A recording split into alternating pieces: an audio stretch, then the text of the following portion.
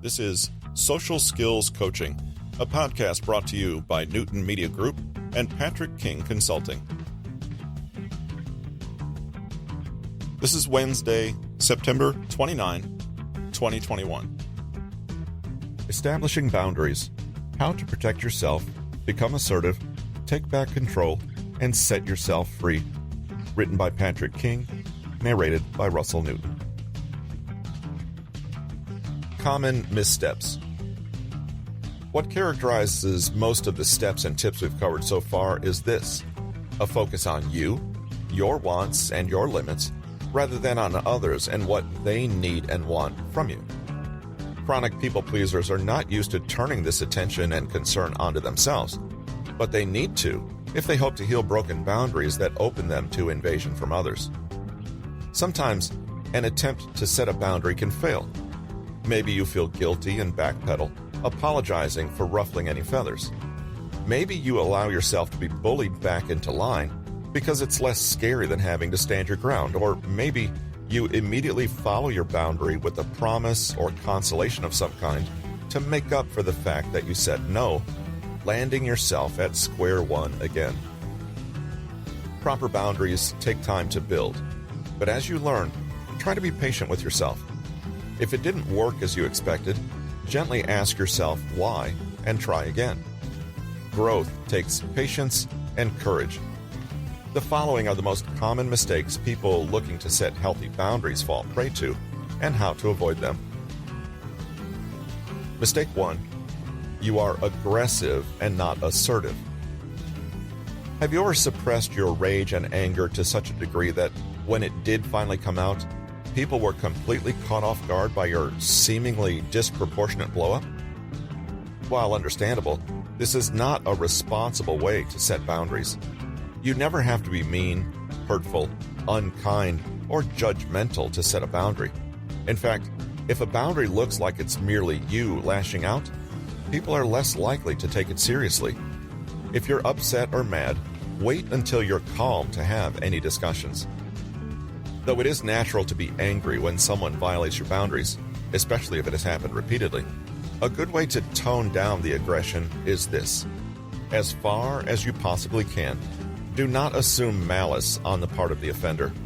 Their actions likely stem from ignorance born out of their own personal history. Granted, some with narcissistic and abusive personalities will actively hurt you out of bad intentions, but being aggressive in response ultimately won't help you achieve your goal. Use a firm tone when needed, but never scream, insult, or demean. Mistake 2.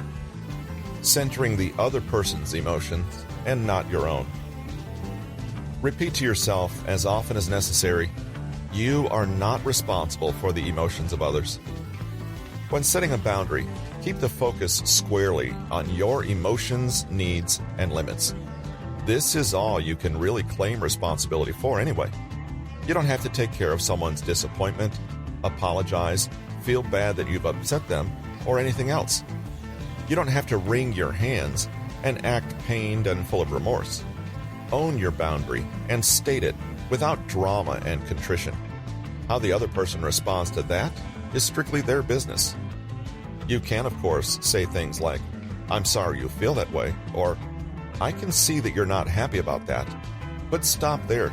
You don't need to rush in to soothe them, solve their problems, or take on a dose of blame and guilt. Mistake 3. Poor timing.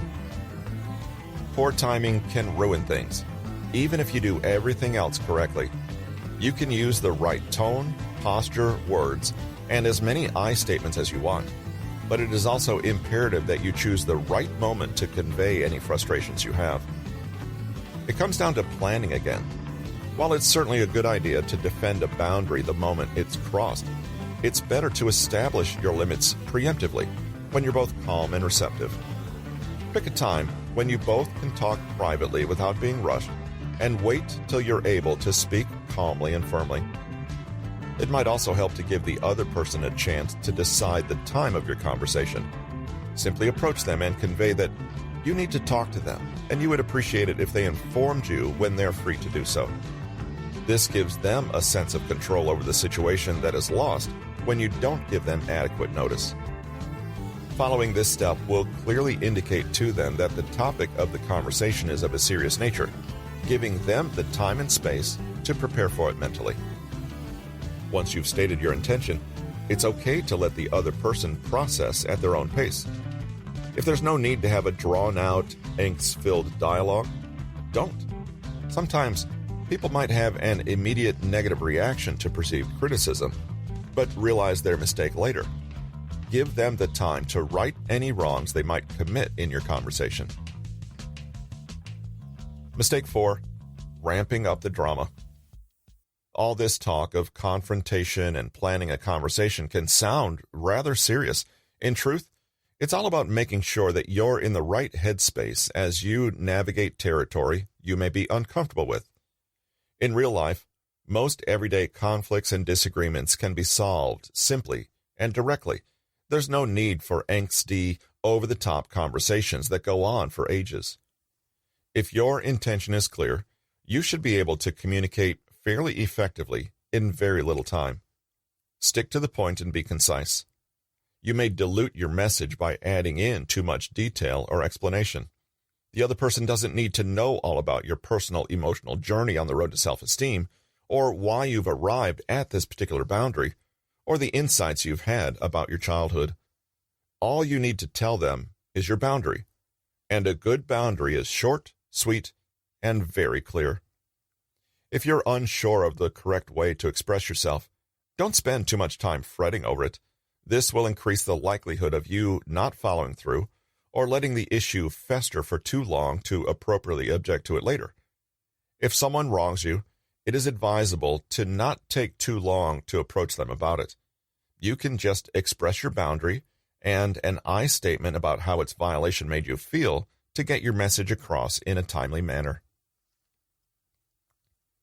Mistake 5. Shutting down dialogue. A boundary doesn't have to be mean or harsh.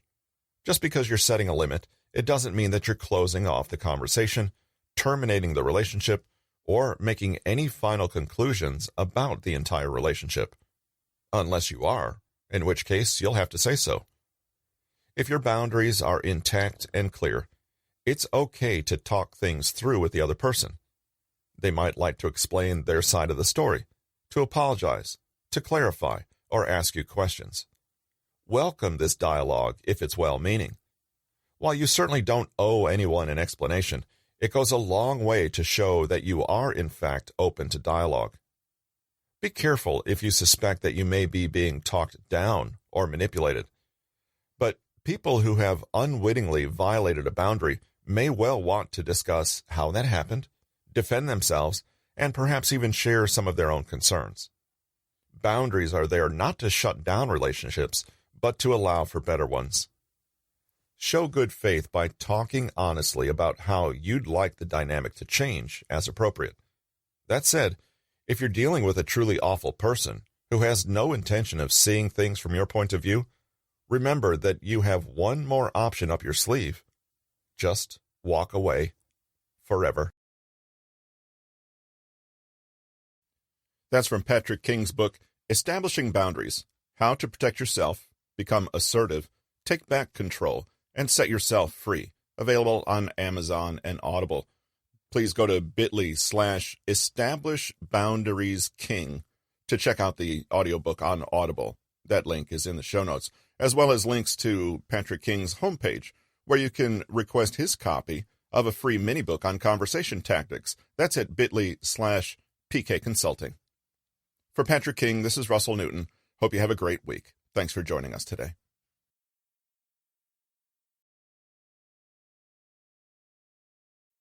Oh, and don't forget to leave us a question or a comment. You can email us at kingpodcast@newtonmg.com or leave a comment at bit.ly/PKcomment. Thanks a lot. Talk to you in a few days.